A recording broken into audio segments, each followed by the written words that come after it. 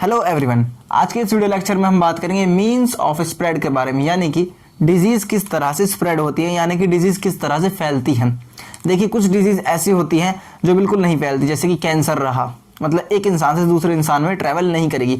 जैसे कि बीपी रहा, ब्लड प्रेशर रहा, जैसे कि डायबिटीज़ रहा, ठीक है, जैसे कि कैटरैक्ट रहा, आइज में एक जाला पड़ जाता है उसको बोलते हैं कैटरैक्ट, आपने पढ़ा होगा फिजिक्स में। जैसे कि सिस्टिक फाइब्रोसिस हो गया। तो ऐसी बहुत सारी डिजीज़ हैं जो ट्रैवल नहीं करती, मतलब कि डायरेक्ट ऐसे नहीं है कि मेरे बगल में कोई कैंसर वाला आदमी बैठा है या कोई बीपी वाला आदमी बैठा है या कोई कैटरैक्ट वाला आदमी बैठा है तो मुझे वो बीमारी हो जाएगी, नहीं। बल्कि ऐसी बीमारियां जो दूसरे इंसान में फैल सकती हैं, ठीक है, और ये बीमारियां ऐसे ही फैल कर एक कम्युनिकेशन जनरेट कर लेती हैं, इसीलिए इनको बोलते हैं कम्युनिकेबल डिजीज़, ठीक है। तो गाइज अब देखिए, जो डिजीज़ है वो कई तरीके से फैल सकती है। मैंने इस चीज़ को एक पॉइंट्स में कन्वर्ट करके आपको समझाने की कोशिश कर रहा हूँ। तो यहाँ पर क्या है, जो मेन डिजीज़ होती है, देखिए ज़्यादातर जो सबसे ज़्यादा डिजीज़ फैलती हैं वो इन 4 तरीक़ों से ही फैलती हैं। देखिए, इसमें नंबर 1 आता है थ्रू एयर, मतलब कि हवा के द्वारा। इनको बोलते हैं एयरबोर्न डिजीज़। क्या बोलते हैं? Airborne disease. अब एयरबोर्न डिजीज़ कौन सी हो सकती है? कॉमन कोल्ड हो सकता है, फिलहाल जो चल रहा है वो कोविड चल रहा है, कोविड-19। तो ऐसी डिजीज़ जो एयर के थ्रू ट्रैवल कर जाती है। अब इसका जो मेन एग्जांपल है वो क्या है कि अभी जो चल रहा है फिलहाल करंट सिचुएशन, वही इसका मेन एग्जांपल है। किसी को स्नीजिंग आ गई, किसी को छींक आ गई, अब वो छींक की ड्रॉपलेट दूसरा आदमी अगर इनहेल कर लेगा तो वो भी इन्फेक्टेड हो जाएगा, यानी कि एयर के थ्रू ट्रैवल कर रहा है कौन? वायरस, ठीक है। आई थिंक आपको ये क्लियर हो गया होगा। और एक एग्जांपल और आता है ट्यूबरक्लोसिस का। ट्यूबरक्लोसिस में क्या होता है? बैक्टीरिया अटैक करता है। बैक्टीरिया का नाम क्या है? माइकोबैक्टीरियम। जो ये माइकोबैक्टीरियम ये भी स्नीजिंग के थ्रू बाहर निकल जाता है, तो दूसरा आदमी जब इसे इनहेल करता है तो उसको भी टीबी होने के चांसेस हैं। तो ये किस वजह से हो रहा है? Through air. इस तरीके की डिजीज को बोलते हैं एयरबोर्न डिजीज। और एयरबोर्न डिजीज के एग्जांपल्स आपको जरूर होने चाहिए। यहाँ पर बहुत सारे एयरबोर्न डिजीज एग्जांपल आपके आगे शो हो रहे हैं, इनको एक बार पढ़ लेना। मैं ये नहीं कह रहा सारे रट लेना, इंपॉर्टेंट वाले जो आपको लगे, ईजी लगे उसको रट लेना। पूछ सकता है, बहुत ही रेयरली चांस है पर पूछ सकता है। गाइस, जो दूसरे नंबर की डिजीज है वो कैसे फैलती है? वो फैलती है वाटर के थ्रू, ठीक है। और वाटर कैसा होना चाहिए? ड्रिंकिंग वाटर, मतलब कि ऐसा जल जो पेय हो, मतलब जिसको हम पी सकते हैं, पेयजल, हाँ, मतलब पीने वाला जल जिसको हम पी सकते हैं, ड्रिंकिंग वाटर। अगर ये ड्रिंकिंग वाटर कंटामिनेटेड है, यानी कि इसके अंदर इम्प्योरिटीज हैं, यानी कि इसके अंदर कुछ पानी के अंदर कुछ खामियां हैं, अच्छा नहीं है पानी, ठीक, गंदा पानी है, तो कौन सी डिजीज होगी? एक बैक्टीरियल डिजीज का नाम है क्लोरा। इसको कई लोग क्लोरा बोलते हैं, कई लोग कॉलरा बोलते हैं, अलग अलग नेम है, पर ये एक बैक्टीरियल डिजीज है जो कि किससे होती है?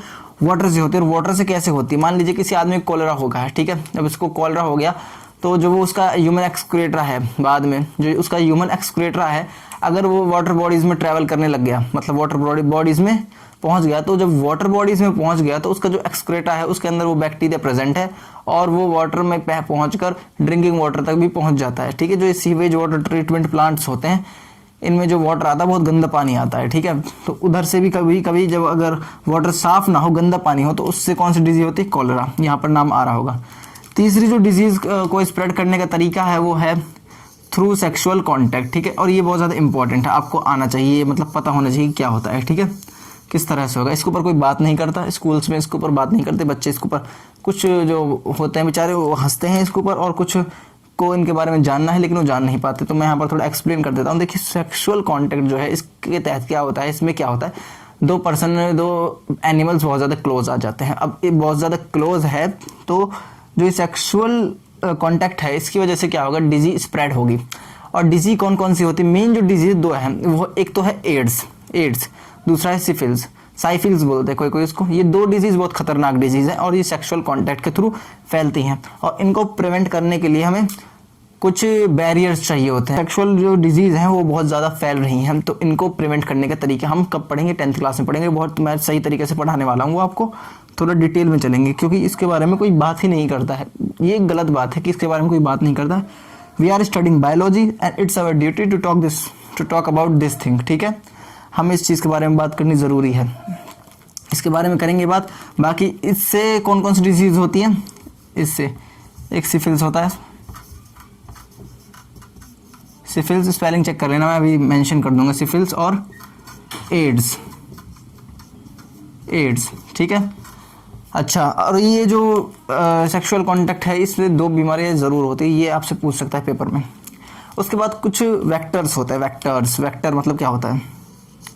वेक्टर मतलब एक ऐसा ऑर्गेनिज्म, मतलब एनिमल्स आते हैं इसमें मेनली, मतलब कि एक ऐसे इंसेक्ट भी हो सकता है, एनिमल्स भी हो सकता है, जो डिजीज को कैरी करे और हम तक पहुंचाए, मतलब एक अफेक्टेड आदमी से दूसरे आदमी तक पहुंचाए और वो आदमी कैसा बन जाए, अफेक्टेड। मतलब अगर मैं ठीक हूँ और मेरे से कोई मिलने आया, ठीक है, मेरे से मान लीजिए मच्छर मिलने आया, मच्छर ही होता है मेन जो वेक्टर है।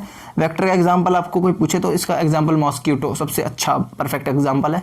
मान लीजिए मैं यहाँ पर बैठा हूँ, मैं बिल्कुल ठीक हूँ और मुझसे मच्छर मिलने आ गया। मच्छर मिलकर क्या करता है, ब्लड चूसता है। और मच्छर को ब्लड क्यों चाहिए होता है, क्योंकि होता है अंडे देने के लिए, ठीक है। जो अंडे देने के लिए अपने आप को प्रिपेयर करता है, वो क्या मांगता है, वो न्यूट्रिशन मांगता है बहुत ज़्यादा। और वो न्यूट्रिशन किससे प्रोवाइड होता है, वो ब्लड से प्रोवाइड होता है, हमारे ब्लड से। तो मच्छर क्या करता है, ब्लड चूस लेता है। और जब वो ब्लड चूसता है, मलेरियल मच्छर कह रहा हूँ मैं, मलेरियल मच्छर कौन सा होता है, फीमेल एनोफेल्स, ठीक है, फीमेल्स एनोफेल्स। तो फीमेल एनोफेल्स क्या है, जब वो मेरा ब्लड चूसेगी तो वो ब्लड के थ्रू क्या होगा, मेरे अंदर प्लाज्मोडियम भी इंजेक्ट कर देगी। और वो प्लाज्मोडियम किस फॉर्म होता है, स्पोरोजॉइड फॉर्म में होता है, जिसके बाद फर्दर मुझे क्या होगा, पेन होगा, मतलब बॉडी थकी थकी हो जाएगी, बुखार हो जाएगा, ठंड भी लगेगी। तो जो ये वेक्टर है वो क्या करते हैं, डिजीज को ट्रैवल करने में हेल्प करते हैं। कहाँ से, एक अफेक्टेड पर्सन से दूसरे अनअफेक्टेड पर्सन तक, और इस अनअफेक्टेड पर्सन को क्या कर देते हैं, अफेक्टेड कर देते हैं। कौन, वेक्टर्स। आई थिंक आपको क्लियर हो रहा होगा। इसके बाद गाइज हम बात करने वाले हैं कि ये डिजीज़ कहाँ कहाँ अटैक करती हैं, ह्यूमंस में किस ऑर्गन्स पर, किस टिश्यू पर, इस तरीके की बातें हम करने वाले हैं, ठीक है। और उसमें थोड़ा बहुत डाउट भी क्लियर हो जाएगा आपका थोड़ा सा डिजीज को लेकर। ये बहुत शॉर्ट में था, आपको जो मैंने बताया वो याद होना चाहिए, बाकी जो यहाँ पर डिस्प्ले हुआ था वो भी आपको अच्छी तरह पता होना चाहिए। तो गाइज अब हम आगे बढ़ते हैं और उसके बारे में बात कर लेते हैं।